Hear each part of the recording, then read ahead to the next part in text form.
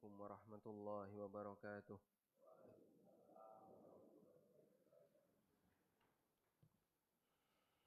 Alhamdulillahi rabbil alamin. Wassalatu wassalamu ala ashrafil mursalin Nabiyyina wa maulana Muhammadin wa ala alihi wa sahbihi ajma'in. Wa ashhadu an la ilaha illallah wahdahu la syarika lah. Wa ashhadu anna Muhammadan abduhu wa rasuluh sallallahu alaihi wa ala alihi wa sahbihi wa man tabi'ahum bi ihsanin ila yaumiddin. Alhamdulillah, puji syukur kita haturkan kehadirat Allah. Pagi ini kembali kita melanjutkan kajian rutin dengan membaca buku Prinsip Hidupku. Kita masih membahas tentang masalah tawakal. InsyaAllah yang akan kita bahas judulnya tawakal dalam urusan rizki. Inti dari tawakal dalam urusan rizki itu ada dua. Yang pertama adalah pasrah ketika proses mencari. Pasrah ketika proses mencari, mendapatkan rizki. Dan yang kedua adalah pasrah terhadap hasil agar manusia tidak terbebani dengan kegagalan. Kami sebutkan di sini, mungkin banyak orang yang gagal di bagian ini, sehingga urusan rizki menjadi penyebab manusia mengalami stres dan tekanan hidup. Dan bahkan banyak orang yang bunuh diri disebabkan apa? Masalah duit. Disebabkan masalah harta. Karena merasa lama sudah bekerja tapi nggak dapat apa-apa. Atau dia merasa kenapa hidupnya sempit dalam urusan rizki, utangnya nggak lunas-lunas, atau faktor apapun. Sehingga banyak orang yang mengalami tekanan hidup disebabkan urusan harta. Bagaimana obat yang paling mujarab? Tawakal. Itulah jawabannya. Maka manusia yang banyak bertawakal kepada Allah, hatinya lebih tenang, lebih nyaman. Dia tidak kemerungsung ketika mencari rizki, karena dia punya satu konsep, yaitu tawakal. Salah satu keterangan ulama tentang Quran adalah ucapan Hasan al-Basri. Beliau pernah mengatakan kalimatnya sebagai berikutnya. Kalau Bapak Ibu ingin memberikan harokat, qara'tu fi tis'ina mawdi'an minal Qur'an. Aku membaca di 90 ayat dalam Al-Quran. Annallaha qaddaral arzaq wa dhammanaha li khalqih. Allah menakdirkan rizki dan Allah memberikan jaminan rizki li khalqihi untuk para makhluknya. Wa qara'tu fi mawdi'in wahid.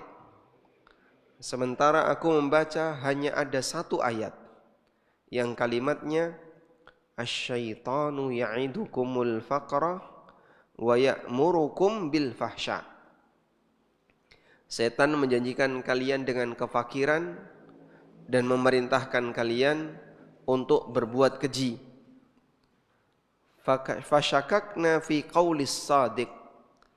Tapi kita ragu untuk firman Allah, firman as-sadiq, firman Allah fi tis'ina mawdi'an,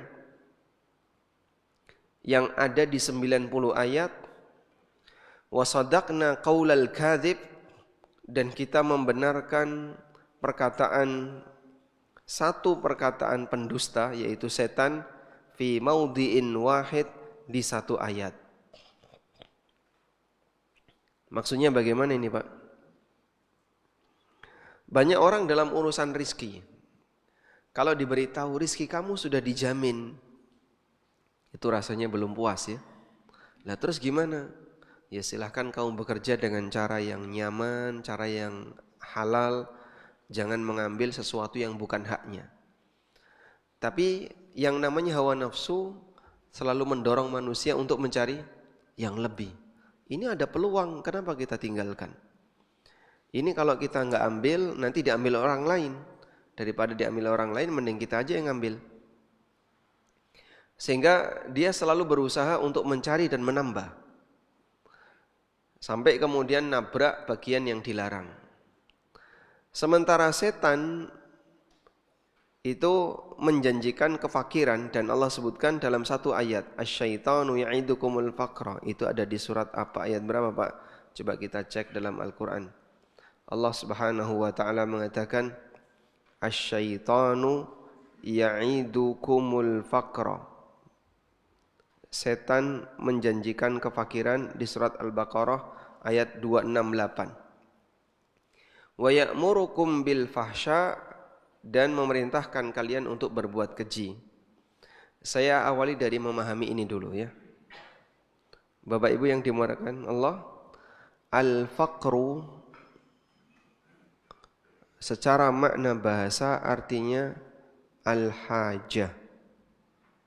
Al-faqru artinya al-hajah, butuh. Setan menjanjikan kalian dengan kefakiran, artinya membuat manusia selalu merasa butuh. Karena inti dari fakir, saya lupa ya, ganti warna.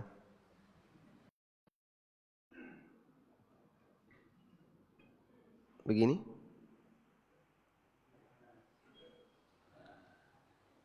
Masya Allah, saya kok penasaran pengen lihat. Ini kelihatan ya. Nah, al-faqru artinya apa? Al-hajah, butuh. Setan menjanjikan dengan kefakiran, itu maksudnya adalah menghantui manusia dengan perasaan selalu merasa butuh. Sehingga dia dikasih ketakutan. Kamu itu kebutuhannya masih banyak. Kamu itu masih kurang. Kalau kamu nggak ambil ini, nanti diambil orang. Makanya walaupun orang itu kaya, tapi selalu cari tambahan, berarti hakikatnya apa? Dia miskin, dia fakir.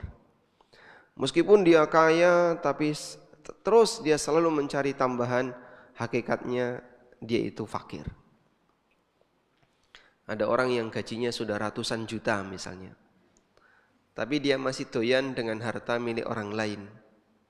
Dia masih ingin mengambil ini, bahkan sampai yang receh-receh aja dia ambil. Berarti hakikatnya dia fakir.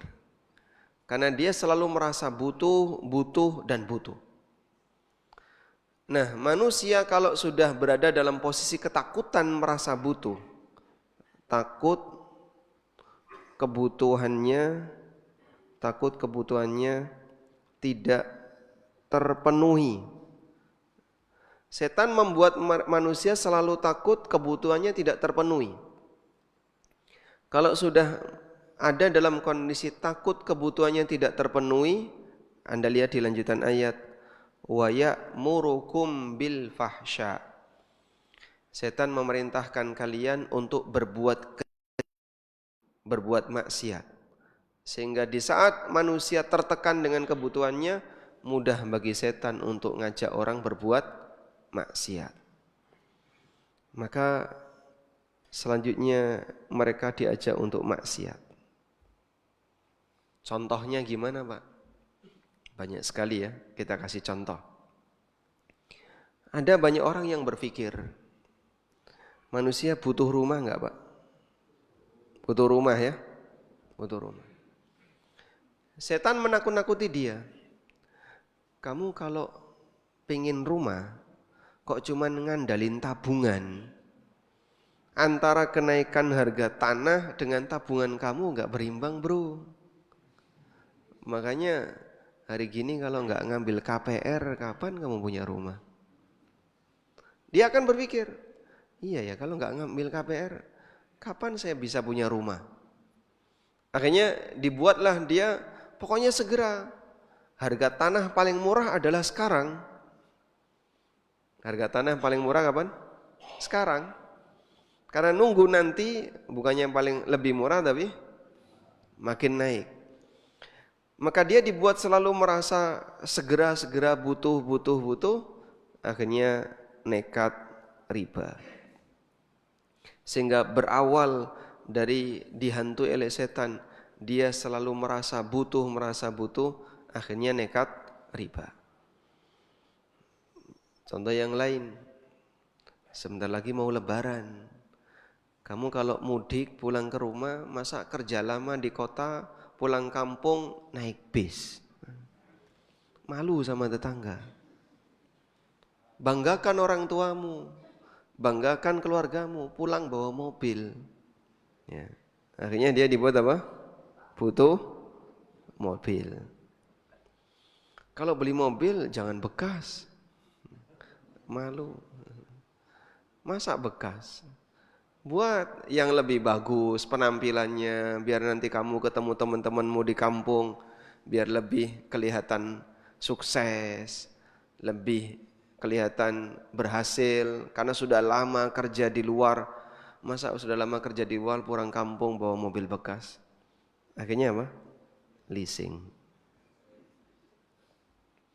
Berawal dari godaan selalu dihantui dengan perasaan merasa butuh. Akhirnya nekat leasing. Ada salah satu jamaah ya yang tanya ke kami, dan itu jauh sebelum pandemi. Beliau bertanya, saya seorang janda usianya 60-an ke atas, tidak punya anak, dan suami meninggalkan sebuah rumah dan uang kurang lebih 100 jutaan. Lalu saya nggak bisa bekerja dan nggak bisa menjadikan uang ini sebagai modal. Ini untuk usaha apa juga nggak ngerti. Dulunya hanya sebagai ibu rumah tangga yang hanya menerima nafkah dari suami. Nggak ada anak, tinggal di Jakarta, hanya punya uang 100 juta, kurang lebih 100 jutaan, dan sebuah rumah.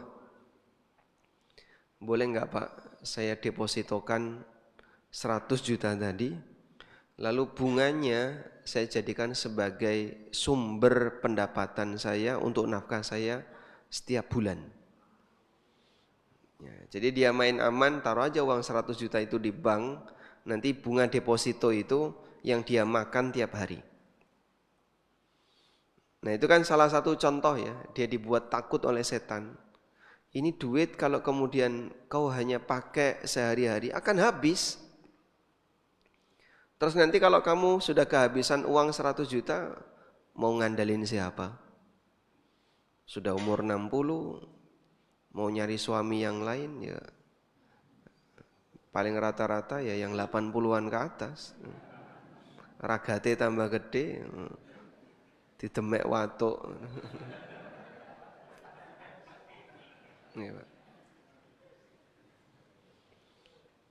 Apa yang bisa diandalin? Dia hanya tinggal bisa mengharapkan satu itu. Maka dia berpikir dengan cara didepositokan uang itu, dia bisa mendapatkan apa? Nafkah tiap bulan dari hasil bunga. Terus saya sampaikan ayat tadi. Setan membuat kita selalu takut dan kita akan dihantui dengan kebutuhan. Nah, kalau sudah merasa butuh, gampang untuk ngajak maksiat. Wa ya'murukum bil fahsya. Sehingga transaksi riba itu faktor terbesarnya karena dihantui dengan kamu kalau enggak utang, kalau enggak riba, kalau enggak praktek haram, nanti kebutuhanmu enggak cukup. Dari mulai yang paling miskin sampai yang paling kaya godaannya sama. Sehingga kita tahu Pak, yang namanya, mohon maaf ya, saya sebut pejabat gitu ya. Ini gajinya dengan UMR kira-kira di bawahnya atau di atasnya Pak? Gajinya berapa Pak? Mas malu dong Mas kalau dibandingkan dengan UMR. Jangan sebut UMR Pak, masuk gaji pejabat ke UMR, ini coret ini. Mereka bisa mendapatkan misalnya, mohon maaf ya, Untuk gaji pokoknya saja kecil Pak ya. Gaji pokok. Tunjang menunjangnya berapa Pak? Yang menunjang itu berapa Pak? Bisa plus ya dari nilai pokok. Itu pun Pak duit receh dikumpul nol ya. Ada amplop misalnya. Kamu sudah tanda tangan rapat belum? Tanda tangan dulu. Tanda tangan. Ada rapatnya enggak? Hah? Tanda tangan itu ada rapatnya enggak? Enggak ada rapatnya Pak. Cuman tanda tangan hadir rapat padahal tidak ada rapat. Dapat duit Pak. Amplopnya isinya berapa isinya? Ya lumayan 500.000. Saya diopeni loh Pak kayak gitu Pak. Ngopeni duit sakmono, apalagi yang gede gitu kan. Sehingga saat lebaran ada amplop-amplop liar, saat tahun baru dikasih amplop liar. Ini untuk menghabiskan sisa anggaran pas Desember itu Masya Allah. Ya. Jadi orang ini yang kira-kira sumber pendapatannya gede, dia selalu dibuat merasa butuh. Loh, Bapak kan katanya mau umroh. Oh, Masya Allah.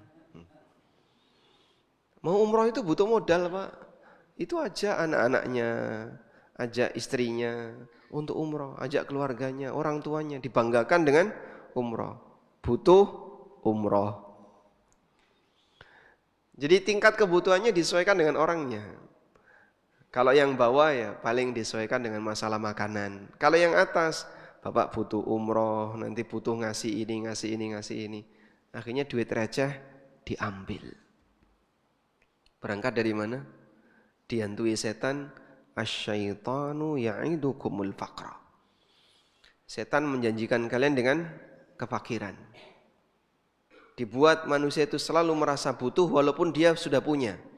Dan butuh itu bukti bahwa dia adalah orang yang fakir. Walaupun bisa jadi tabungannya banyak, kekayaannya banyak. Contoh yang lain Pak. Dan ini banyak terbukti ya. Ada A dan B sudah saling mencintai. Gambarnya kok kayak gini ya. Ada. Saling mencintai. Sudah? Tapi mereka punya kendala.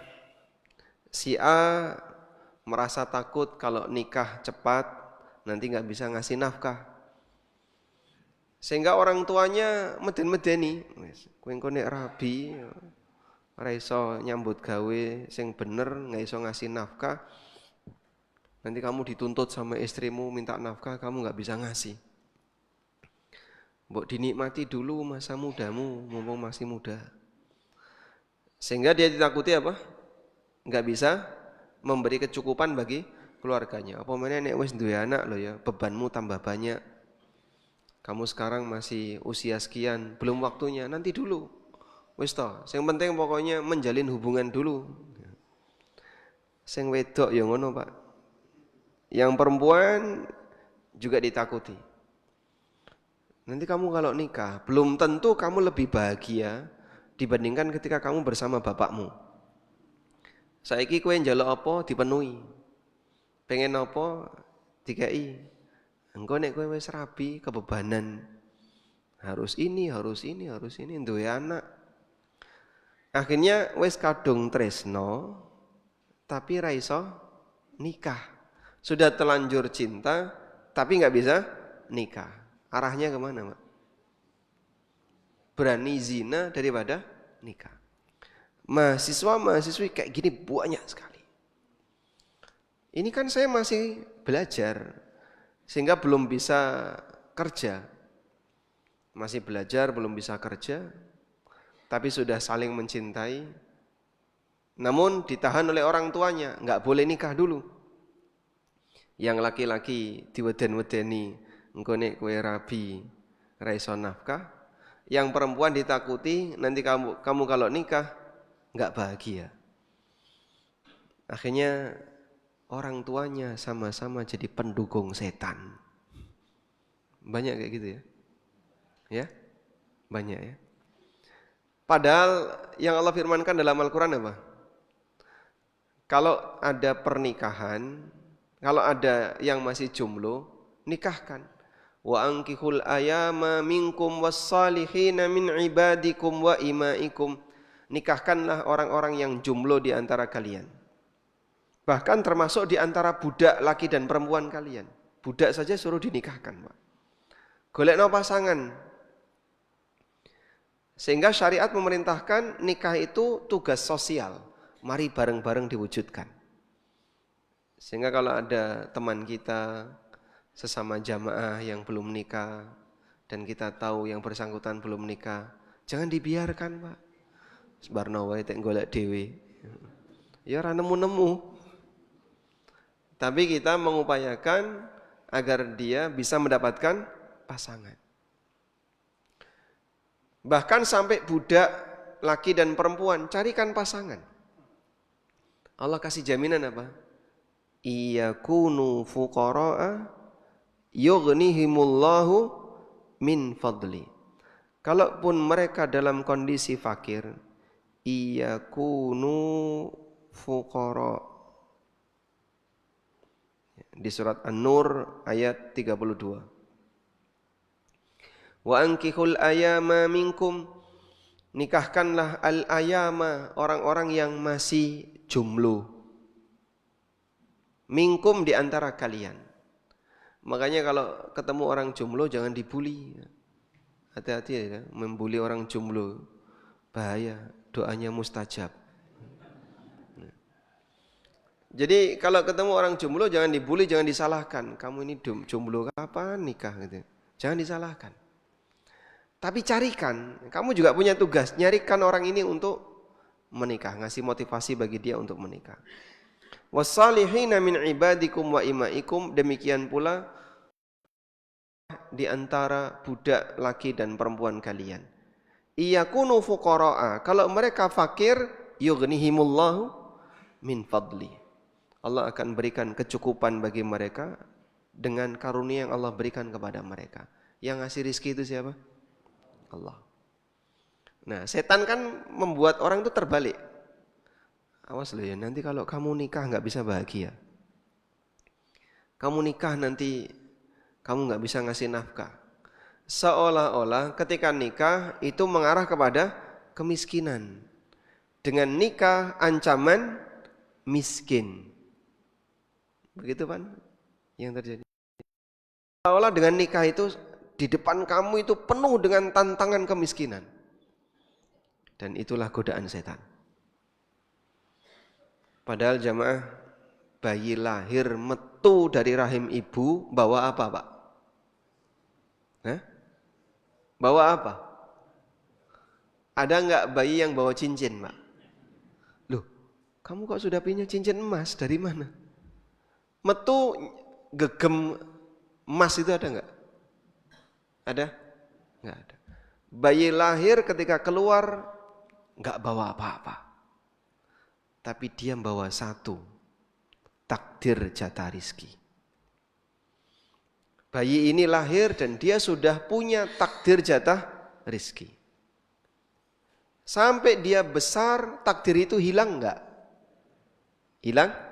Tidak. Dia punya takdir jatah rizki, baik yang laki maupun yang perempuan, sampai ketika dia besar, bahkan sampai mati. Dia punya jatah rizki, dia sampai mati. Maka saat orang itu nikah, jatah laki dan jatah rizki perempuan digabungkan di satu tempat yang sama. Sehingga para ulama menyebutkan pernikahan itu menggabungkan dua jatah rizki. Jatah rizki suami dan jatah rizki istri. Demikianlah yang dijanjikan oleh Allah Ta'ala. Wallahu wasi'un alim, dan Allah maha luas rizkinya, maha luas ilmunya, alim lagi maha mengetahui. Sehingga dalam posisi ini mereka dimotivasi oleh Al-Quran untuk nikah. Karena rizki itu Allah yang nanggung. Tapi dibuat oleh setan, takut. Awas lu ya, nanti kamu kalau nikah gak bisa memberi nafkah, nanti kau telantarkan keluarga, hidupmu susah dan seterusnya. Dalam pikiran-pikiran seperti itu akhirnya wedi, rabi. Kalau sudah takut nikmat zina jika dia sudah punya pasangan yang saling mencintai. Demikianlah yang terjadi di antara hamba, bahwa manusia ditakuti oleh setan, takut kebutuhannya kurang. Ada orang misalnya mau tender, ya. Saat dia mau tender dan dia sebagai vendor, maka salah satu di antara tantangannya adalah sogok. Orang yang siap tender, dia itu orang mampu atau tidak mampu? Orang mampu. Siap tender kan berarti dia orang mampu, dia pengusaha. Lalu ikut tender pemerintah. Saat ikut tender pemerintah, ya tentu saja biasanya ada ini ya. Tentu saja atau saya kok ngomong tentu saja ini ya, kepleset barangkali ya. Ada sogok. Dan pikiran dia, saya kalau enggak ini mas, enggak bisa dapat tender. Kita tanya, Bapak kalau enggak dapat tender apakah dader kere Pak? Bapak kalau enggak dapat tender apa kaliren?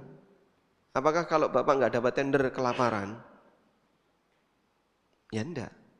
Nah, terus kenapa dipaksakan? Ya nanti kalau diambil orang lain, terus kalau diambil orang lain apa rezeki Bapak terus ketuker? Ya tapi sayang ya mas, itu peluang mas. Ada banyak sekali alasannya. Ini kalau tidak kita ambil, diambil orang lain. Ini peluang diambil orang. Terus apa lagi? Kan cuman sedikit. Apa lagi? Dan seterusnya. Beribu alasan yang semuanya kembali karena saya butuh. Dijanjikan oleh setan dengan al-faqr. Kamu itu butuh, kamu butuh, kamu butuh. Yakin dalam posisi dia sangat butuh, akhirnya ya sudah enggak apa-apa. Yang penting pokoknya jadi setelah ini tobat. Orang merasa sebelum berbuat maksiat dia punya keinginan tobat pasca maksiat, akan semakin nekat untuk bermaksiat. Karena dalam pikiran dia dosa itu bisa hilang seketika. Makanya dia semakin nekat untuk tobat. Saya terus terang boleh menilai bahwa sebagian tokoh agama punya andil terjadinya korupsi di negara. Karena beberapa tokoh agama itu menjanjikan kepada mereka, para koruptor, bahwa dengan dia nyumbang ke pondoknya, dosanya hilang. Bapak enggak usah khawatir, nanti yang penting Bapak melakukan amaliyah seperti ini, tak tunggu di pintu surga. Dalam pikiran dia yang kayak gitu Pak, saat dia mengambil harta yang itu haram, dia merasa bahwa dengan korupsi gampang taubat, ada jaminan. Jadi dia enggak punya rasa takut dengan akhirat karena merasa ada jaminan. Wong koncoku kiai kok, Pak. Nanti merekalah yang akan gandeng tangan saya menuju surga. Jadi ada beberapa tokoh agama yang dia itu punya andil besar terjadinya korupsi di negara. Karena dia merasa aman. Nah, kalau sudah merasa aman, dia tidak punya rasa takut kalau harta haram ini nanti akan membahayakan dirinya. Ya, seperti contoh kemarin ya, yang mungkin sudah pernah saya ceritakan. Sudah dengar ceritanya belum, Mas? Enggak tahu? Enggak tahu. Belum?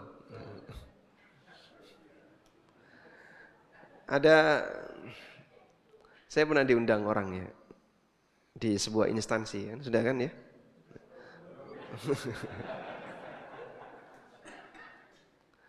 Nah, yang ngundang ini ngubungi saya, tolong nanti jelaskan tentang masalah halal haram dunia harta. Saya sebenarnya merasa khawatir, ini kalau kita bahas masalah korupsi, masalah suap, sogok, tentu akan sangat sensitif. Sehingga saya hindari semua kalimat itu, saya hindari. Saya nggak nyentuh kata-kata korupsi, kata-kata sogok dan seterusnya. Cuman kita ingatkan saja. Ketika orang mendapatkan harta haram, bisa jadi dia ketika di dunia merasa aman. Dia merasa aman. Merasa aman dari apa? Merasa aman dari hukuman dunia. Hukuman dunia itu kan nanti Bapak kena jerat pasal ini, pasal, gampang, cuman pasal. Kok kemudian orang dihidangkan pasal-pasal, pasal apa? Bagi dia pasal itu bukan hal yang mengancam dirinya. Karena dia tahu celahnya, gimana caranya menghindari. Kemudian yang kedua, merasa aman dari hukuman akhirat.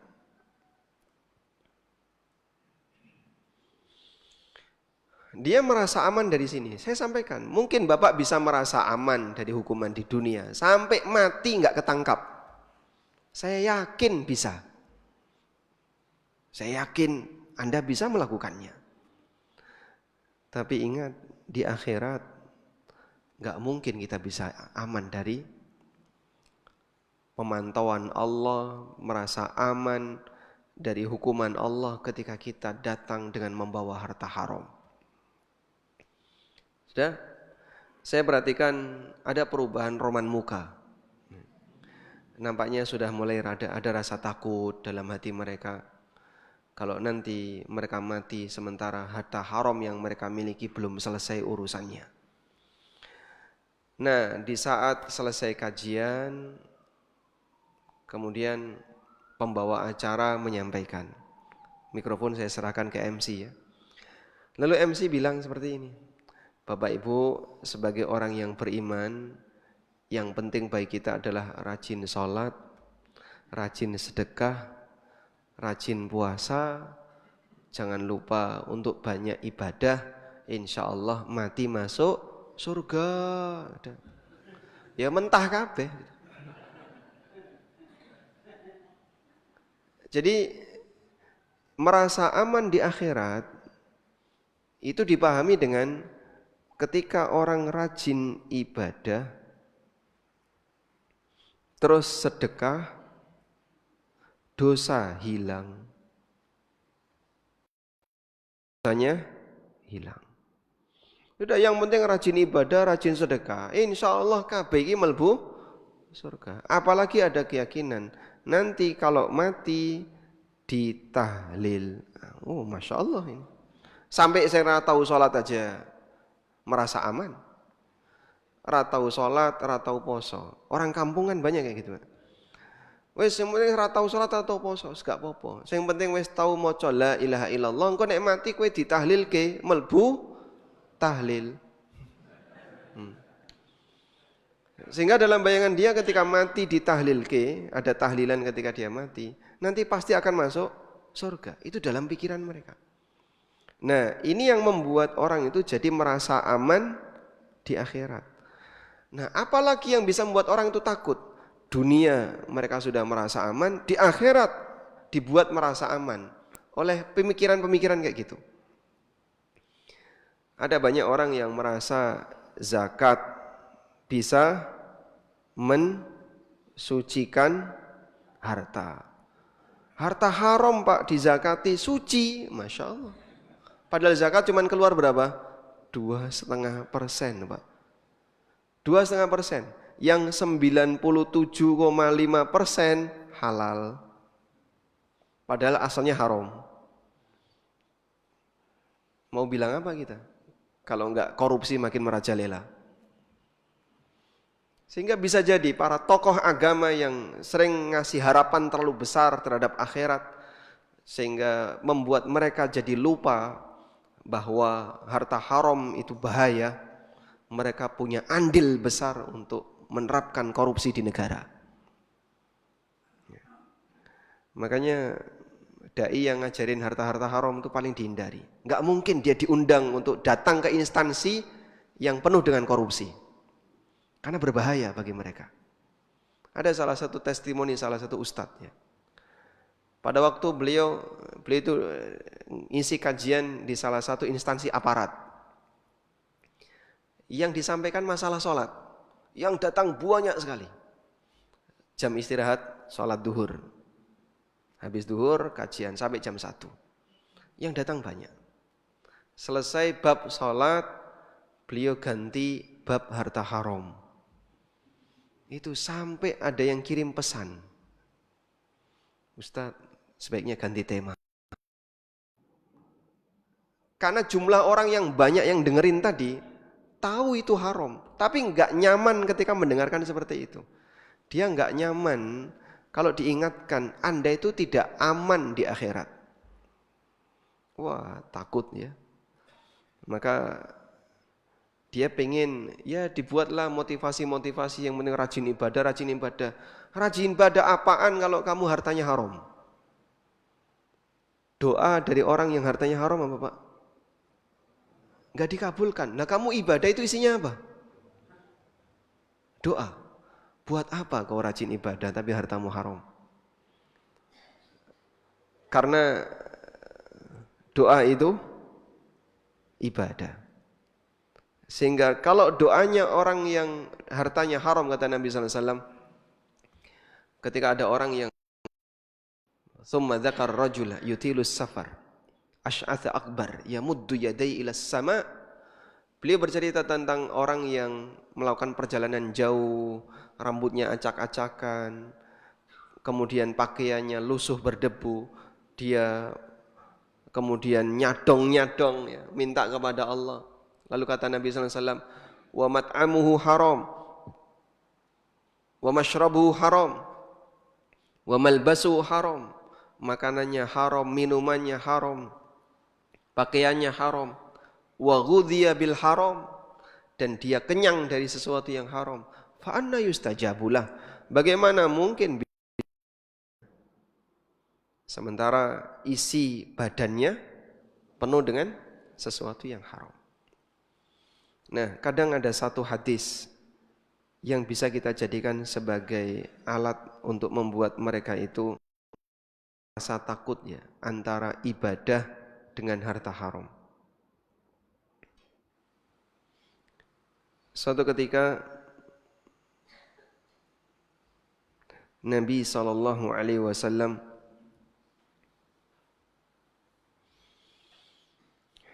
hadisnya ini hadis sahih riwayat Muslim.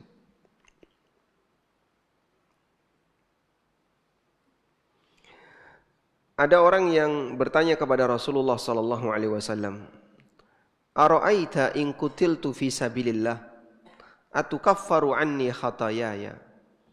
Ya Rasulullah, kalau aku terbunuh di jalan Allah, terbunuh di medan jihad,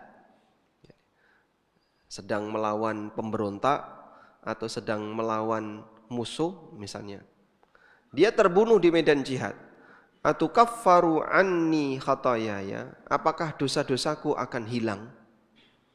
Faqala Rasulullah SAW, na'am, iya, dosamu akan hilang. Wa anta sabirun muhtasib, sepanjang kau bersabar ketika berperang dan mengharapkan pahala dari Allah. Muqbilun ghairu mudbirin, terus maju dan tidak mundur. Setelah Nabi SAW menyampaikan seperti itu, selang waktu sebentar beliau mengatakan illat dain, kecuali kalau kau punya utang. Fa inna Jibril alaihissalam qala lidzalika, baru saja Jibril menyampaikan itu kepadaku. Kecuali kalau kau punya utang. Baik, coba kita ngukur di sini ya. Pahala mati syahid. Begini Pak ya. Orang punya utang, di saat yang sama dia punya utang. Ketika orang punya pahala mati syahid, tapi dia punya utang, ternyata pahala syahid ini terhalang dengan utangnya untuk diampuni dosanya. Terhalang untuk masuk surga karena dia masih punya utang. Padahal utang itu halal atau haram, Pak? Legal atau tidak? Legal. Apa yang bisa dibayangkan orang ketika dia punya pahala mati syahid gara-gara utang yang itu legal tapi tertunda masuk surga. Saya tulis saja, tertunda masuk surga. Padahal legal. Maka bisa dibayangkan ya. Ini pahala mati syahid ya. Kita bandingkan dengan pahala sholat atau puasa. Terus tertunda dengan korupsi dan sogok. Ada korupsi dan sogok. Kira-kira begini Pak, masuk surga. Sebenarnya mana yang lebih berpeluang untuk masuk surga? Orang pertama yang utangnya belum lunas. Dia mati utangnya belum lunas. Atau orang kedua yang ketika mati harta hasil korupsi dan sogok belum dikembalikan ke negara. Fa'tabiru ya ulil absar. Silahkan direnungkan wahai orang yang berakal. Karena kita bisa menimbang kalau dalam hadis riwayat Muslim, orang yang mati syahid saja terhalang masuk surga gara-gara utang. Bagaimana dengan orang yang tidak punya mati syahid? Tidak punya mati syahid. Ya. Cuman ibadah-ibadah yang umumnya dilakukan oleh orang. Tapi dia mengambil harta haram. Apakah bisa terfikir bagi dia untuk bisa cepat masuk surga? Orang berakal akan bisa menilai. Wallahu a'lam. Kita lanjutkan sedikit ya. InsyaAllah selesai di hari ini untuk bab. Muhammad bin Abi Imran meriwayatkan. Ada orang yang bertanya kepada Imam Hatim Al-A'sam, bagaimana cara anda bertawakal kepada Allah? Maka jawab Imam Hatim, alimtu anna rizki la ya'kulu ghairi. Aku tahu bahwa rizkiku tidak akan dimakan oleh orang lain. Fatma'annat bihi nafsi, maka jiwaku pun menjadi tenang. Jiwaku menjadi tenang.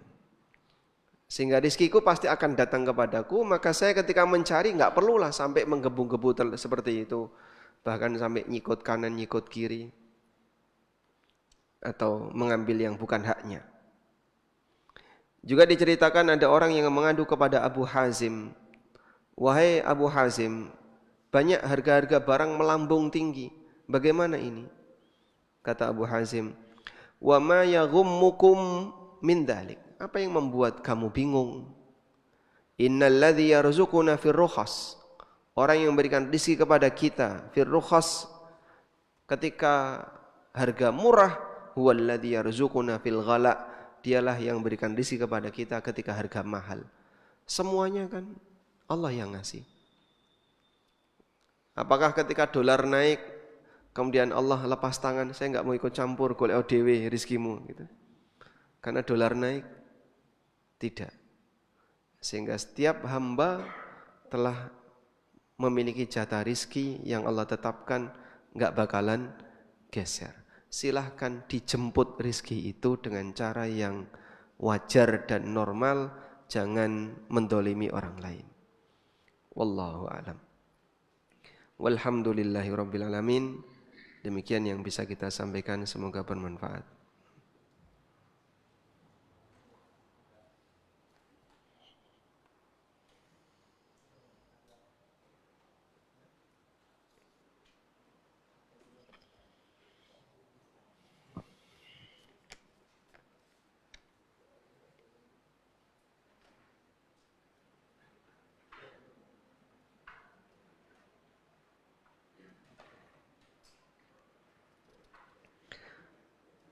Ada saudara kami poligami karena ingin nambah anak dan banyak yang nyinyir kalau banyak anak itu deder kere.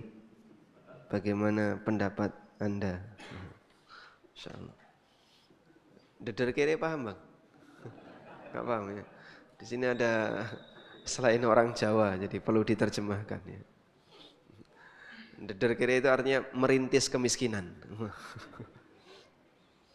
Apakah dengan banyak anak jaminan miskin? Ya, itulah yang ditakuti sebagian orang. Sehingga sampai ada orang tua kalau jengkel sama anaknya, tak dongakno anakmu oke. Tak dongakno anakmu banyak. Dianggapnya itu doa buruk.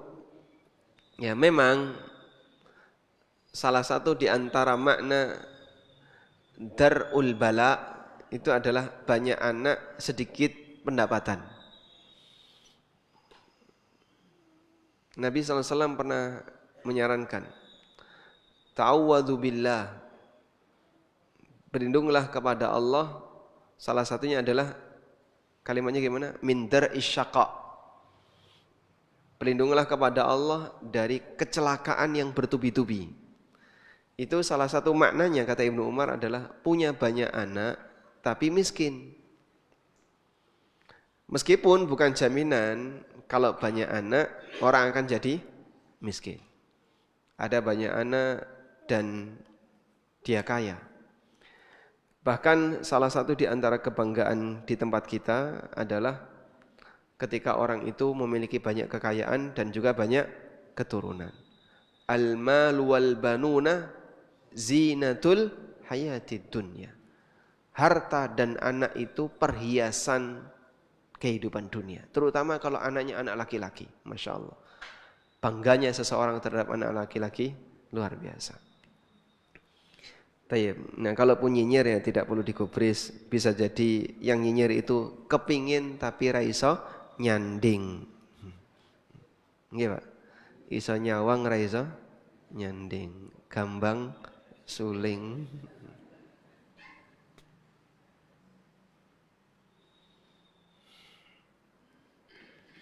Bagaimana status uang dari hasil menyewakan rumah yang disewa oleh bank ribawi untuk kantor cabang?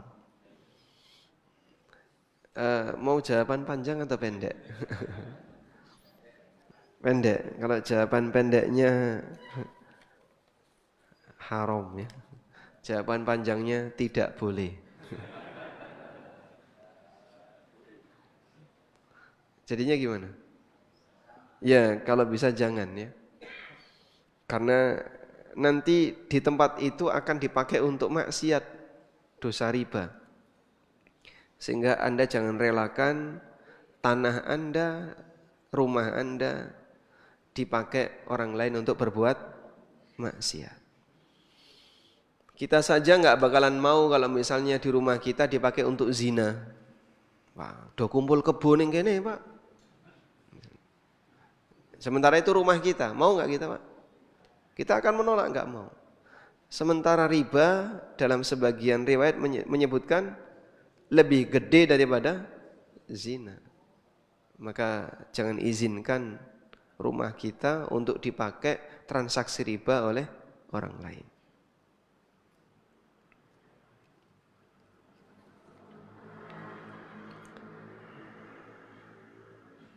Usia berapa saat ini anak remaja putra atau putri layak dan dewasa untuk berumah tangga? Saat ini dan saat dulu sama ya kira-kira ya. Cuman orang dulu lebih tawakal daripada orang sekarang ya. Orang dulu nikah umur berapa Pak? 18 itu nikah. Sekarang umur 18. Wah, cah cilik, bayi wis rabi ya. Sehingga orang dulu ketika nikah di usia rata-rata masih sangat belia, 18 tahun, bahkan 16 tahun. Sekarang 20 tahun belum merasa dewasa untuk nikah. Usia berapa? Ya kira-kira Anda bisa menilai sendiri. Cuman pemerintah mencanangkan ya, itu yang ngurusnya apa? BKKBN ya. Kalau bisa usia matang itu di usia yang laki-laki antara 24 sampai 25. Yang perempuan antara 22 sampai 24 kalau nggak salah. Saya pernah baca itu. Ya bisa dipenuhi itu. Atau ketika dia di usia 20 ke atas mau dinikahkan silahkan. Karena dalam pernikahan bisa melihat juga kondisi masing-masing orangnya. Tapi kita bicara masalah motivasi ya. Kalau bisa anak-anak kita jangan sampai dikendorkan motivasinya ketika dia sudah siap untuk nikah. Wallahu a'lam.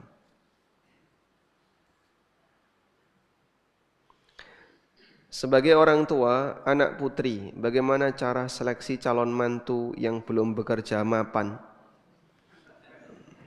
Apakah dari level pendidikan atau dari tabiat kerja keras? Ya.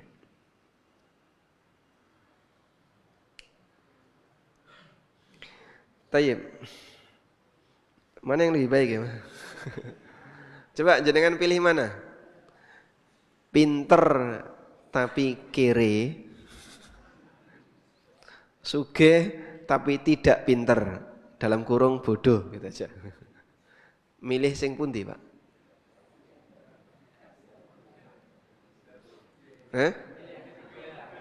Milih yang ketiga. Yang ketiga napa? Pinter ora sugih.